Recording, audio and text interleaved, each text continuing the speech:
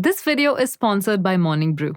Which way, modern human? There lie two paths before us. Either we figure out how to store renewable energy, or we figure out how to use dispatchable sources, like nuclear power, safely and cheaply. On this channel, we cover both. That way, no matter who wins, we come out on top. And this week, we're covering a pretty special nuclear reactor that's about the same power output as a wind turbine.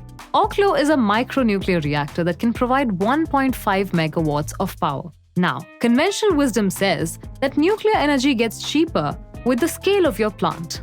But Oklo is trying to pursue a different market. Places that require a reliable source of electricity but are not on the grid. Remote villages, mining communities, etc.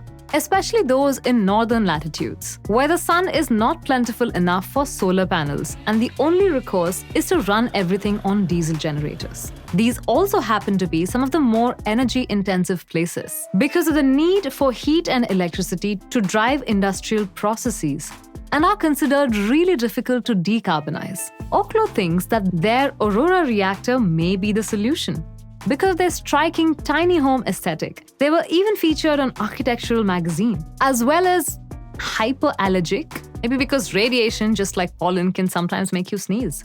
Anyway, apart from being absolutely gorgeous, this reactor packs some serious cutting-edge technology. And I'm not just talking about fold-down beds and concealed storage, though that would be nice to have. The fundamental thing to understand is that there are two types of nuclear reactors, ones that have moderators and ones that don't. The function of the moderator is to slow down neutrons produced by fission. This increases the probability that they'll hit another uranium atom and cause another fission. This probability of causing another fission is called cross-section, and the cross-section of a slowed down or thermal neutron is 1,000 times higher than that of a fast neutron. But you can overcome this just by brute force. Pack a lot more fissile atoms into the same space and you have a higher probability of a fast neutron hitting one. And there's another phenomenon that happens with fast neutrons. When they do cause fission, more neutrons are produced from that event than from fission with a thermal neutron. So while for thermal spectrum reactors you need enrichment of no more than 3.5%, for fast neutron reactors like Oklo's Aurora, you need closer to 20%.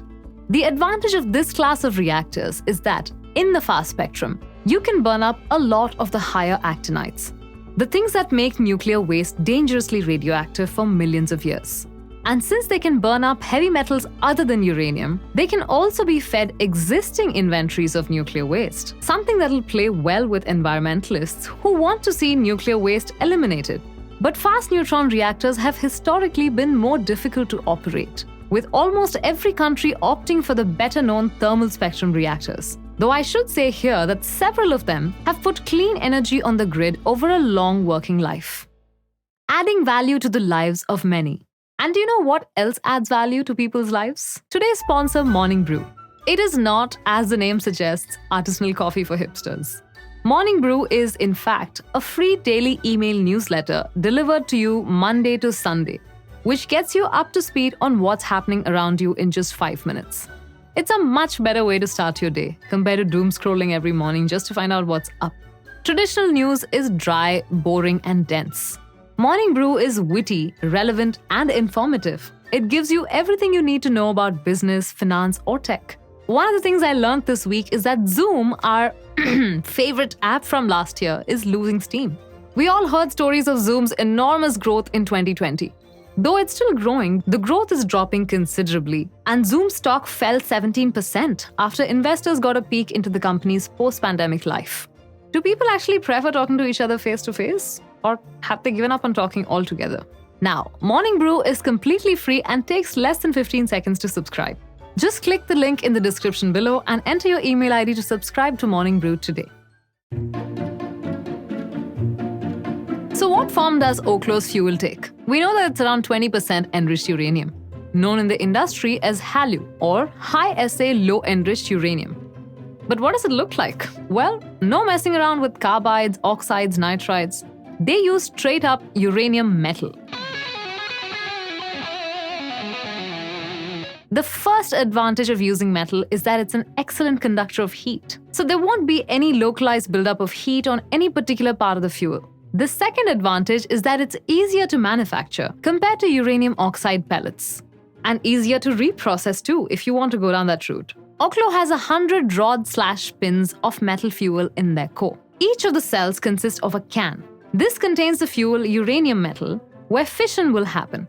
Next, there are neutron reflectors that will try to keep the neutrons within the cell. And through the middle of this can will pass the heat pipe, bonded to the fuel with sodium. This will carry the heat generated from fission to the heat exchangers above, where it'll be offered to the turbine theory for electricity.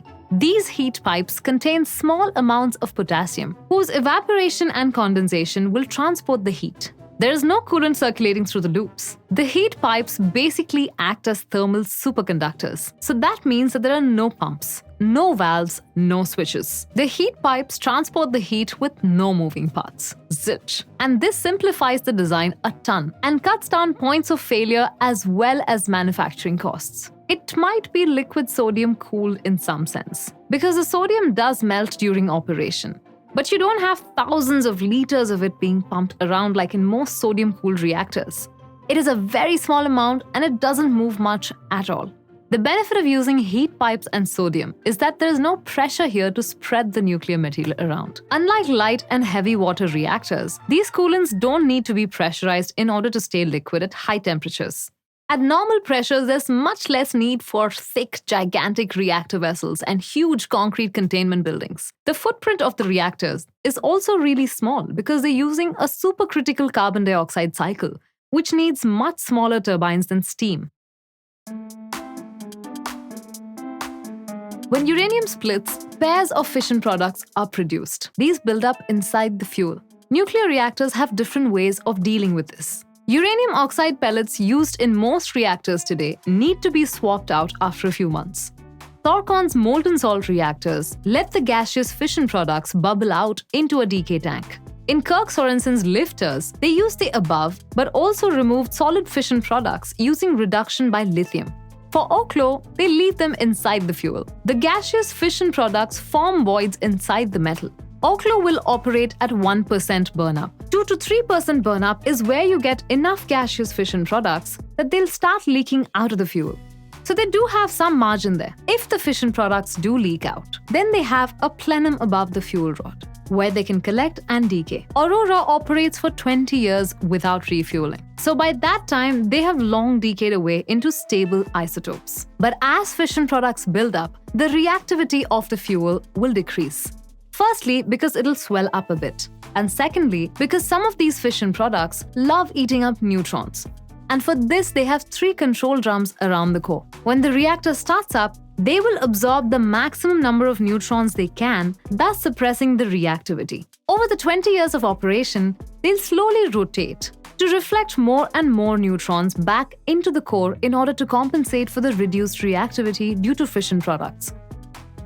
These control drums are completely separate from the control rods, which will shut down the reactor within seconds in case the operating temperature is exceeded. Aurora is built pretty much for one thing: to compete with diesel generators in remote communities. Those are really cheap to buy but require a lot of fuel. According to some quick numbers I threw together, it'll cost around $60 million to run a 1.5 megawatt generator for 20 years. So that's the price point Oklo has to beat. According to their filing, the cost of the plant is $10 million. It'll be staffed by 2 people who don't even need to be licensed nuclear technicians, and it has operational costs of $3 million a year. That's excluding the fuel, which will be provided through a government grant. So wait, 2 people, $3 million, that's... So with those numbers, Oklo's Aurora comes in at $70 million. Which is honestly much closer than I expected, considering that small reactors are not economical. And the fact that it's a brand new design without any of the efficiencies of an established system. I haven't considered the time cost of money here, because compound interest. Okay, fine. Looking closer, $3 million is probably only for the first reactor, because they'll need to study its operation in detail. Two operators are not going to be paid $1.5 million each per year. So don't even think of applying. And fuel costs? HALEU is expensive. And they have to load it all in the beginning, rather than spreading it over a period of time. Based on the burnup of their reactor and Caroline's statement that they could get up to 60% of the total energy out, they could recycle it more than 50 times, each time adding a bit more enriched fuel and removing some fission products. When you consider these factors, then the price comes to between 20 and 25 cents per kilowatt hour, which is cheaper than the cost of electricity in a lot of these remote places. And there's another big reason to consider Oklo instead of a diesel generator. The reason why we're trying to move away from coal is carbon dioxide. Over 20 years of time, a diesel generator would produce 183,000 tons of carbon dioxide. If you were to take that carbon dioxide and freeze it into dry ice, you could make 45 Statues of Liberty out of it. And Aurora? They load it with around 3 tons of fuel, and that would be it for all 20 years, amounting to a cube around 85 centimeters on each side. And at the end of its life, it'll be recycled and used again. Nuclear power has a lot of strengths. Amount of concrete and steel required, lifetime carbon dioxide emissions, safety, reliability. And it is a one form of dispatchable energy where you get waste and not pollution. Waste we can deal with. Recycle it, burn it up, bury it underground. You can't do that for pollution from coal and natural gas. Oklo has filed a COLA with the NRC. They've been granted a site at Idaho National Labs. They've been granted fuel and $1 million to research their recycling process. Honestly, they're much further ahead than a lot of people. And this will help other companies as well. Lots of designs we've covered need HALEU as starting fuel.